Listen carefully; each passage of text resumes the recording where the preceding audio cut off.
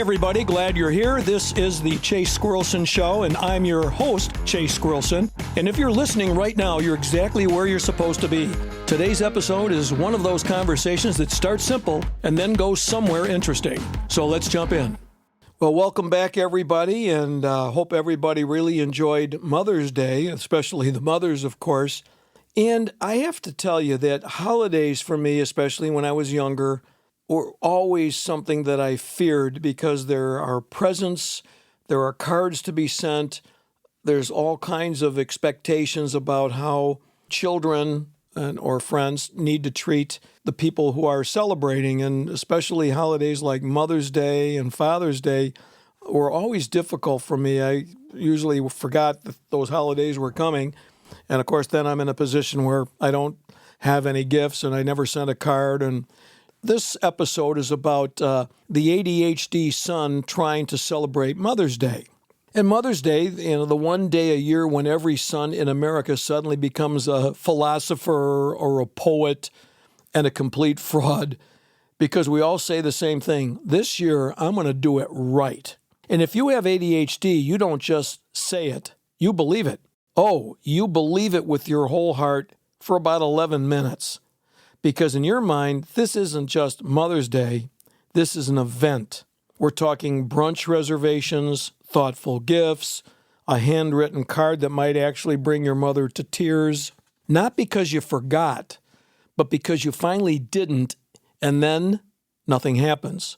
First, I think, comes the grand plan 2 weeks before Mother's Day, and I am the greatest son who has ever lived. I am organized, I am thoughtful, I am borderline inspirational. I've got ideas, and they are big ideas. I'm going to take her to brunch.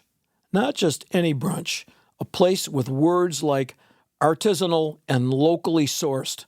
I'm thinking flowers, not grocery store flowers, but flowers that come in a box, like they've been curated by a florist with a philosophy degree. And then, of course, the card. Oh, the card.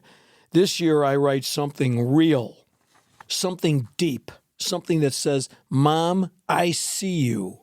I appreciate you. I have evolved. I open my laptop. 17 tabs are still open. One of them says, Unique Gifts for Mom. Best Mother's Day Ideas. Emotionally meaningful things to say to your mother without sounding weird. And I sit there just imagining how incredible this is going to be. And then I do something very important. I reward myself for thinking about it by doing absolutely nothing. Segment 2, I would say, is the 1 week lie. 1 week before Mother's Day, I enter the most dangerous phase, and this is where ADHD introduces the lie. I've got plenty of time. Now, logically, I know that that's not true. But emotionally, I feel ahead of schedule because you already thought about it. And in the ADHD brain, thinking about something is basically the same as doing it. I mentally schedule it. I visualize it. I even imagine how proud my mom will be. So in my mind, I'm actually early until suddenly I'm catastrophically late. Then comes the 48-hour collapse. There's now 48 hours before Mother's Day. The system crashes. This is where everything goes from I've got this to I've got nothing.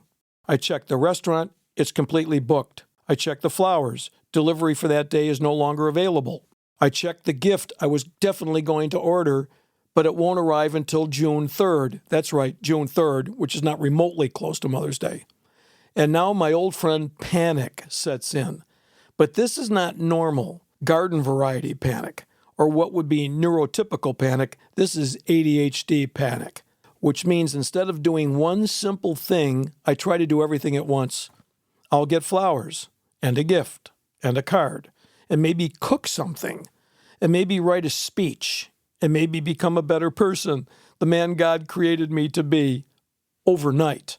And then I sit down and scroll. What were the National Hockey League playoff game scores last night? How did the Cubs blow a 4-run lead in the 9th inning? Has Iran surrendered yet? What really began the collapse of the Roman Empire, and where were the oldest cave paintings discovered? Next comes what I call the gift fiasco. Let's first talk about the gift, because this is where things get truly special. There are 3 types of ADHD Mother's Day gifts. Number 1, the gift you meant to order but didn't confirm. Somewhere out there in the universe, there is a pending transaction that fully and perfectly represents my love, but I forgot to press the confirm button. The gift I bought a few months ago and lost somewhere inside my own house. Have you ever torn apart your entire place looking for something you personally purchased? I know it's here. I remember buying it. I even remember feeling proud of myself and the clerk saying, "It's just perfect. Your mother will love it." Now it's gone. Gone, like it never existed. And then number 3, my favorite, is the overcorrection gift. This is where panic meets money. I walk into a store and I just start grabbing things. Things are put at eye level on the shelf for panic buyers just like me. There are candles, blankets, vases, picture frames, cosmetics, and decorative objects that I don't recognize or even understand. Nothing says "I love you, Mom" like a gift that requires a full explanation and its symbolism. Next comes the call avoidance loop. Let's talk about the phone call, because this should be the easiest part, right? Wrong. If you have ADHD, calling your mom becomes an emotional obstacle course. Because I don't just want to call. I want to call the right way. I want to be present in that phone call, and I want to say something meaningful. I want it to feel genuine. So what do? I wait. I'll call when I'm in the right mindset. And then I never find the right mindset, so the whole day goes by and suddenly it's 9:47 p.m. And now I call. "Hey, Mom. Yeah, I was thinking about you all day long, but I knew you'd be busy celebrating the day, so I thought I'd wait until things quieted down a bit." And of course, then there's the card problem, writing the card. This is where everything falls apart intellectually. I sit down, pen in hand, "Dear Mom," and then nothing. My brain just shuts off like it's protecting me from sincerity. Have you ever noticed how writing a Mother's Day card feels like you're drafting a legal document? I want to express appreciation, but not too much. I want to be emotional, but not weird. Meanwhile, my mom would be thrilled with, "Thanks, Mom, you're the greatest." But of course, that isn't good enough, so I put it aside and wait for more inspiring thoughts. At this point, I think we need to acknowledge something important. There are actual scientific laws governing ADHD and Mother's Day. First, and probably the most accepted one, is the procrastination law. The importance of the task is directly proportional to how long you delay it. If the task is complicated, boring, critical, and deadline-oriented, it must wait, not can wait. Next comes the panic purchase principle. The less time you have, the more expensive and confusing the gift becomes. When faced with having no gift for your mom, money is no object. Some last-minute crisis buys I've resorted to include such as the $400 Ancient Baths Signature Monet experience. Also, the emotional compression effect. All appreciation gets condensed into one awkward phone call.